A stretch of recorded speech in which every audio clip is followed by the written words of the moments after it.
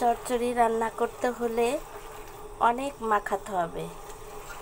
মাখাতে মাখাতে এমন একটা ঘ্রাণ বের হবে যে মনে হবে তরকারিটা হয়ে গেছে।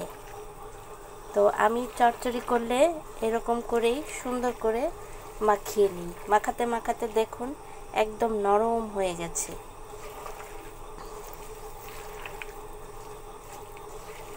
এবার দেখুন তেল পানি বের হয়ে গেছে। চচ্চড়িটা মাখানো হয়ে গেছে। এখন আমি দিয়ে দেব মাছ।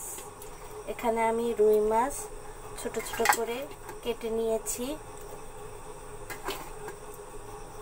আমার ছোট মাছগুলো শেষ হয়ে গেছে, তো কী করব, বড় বড় মাছগুলো কেটে টুকরো টুকরো করে নিয়ে চচ্চড়ি করব।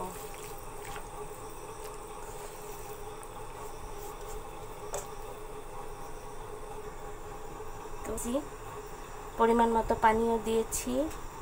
এখন চুলার জাল ধরিয়ে দিয়ে ঢেকে দেব।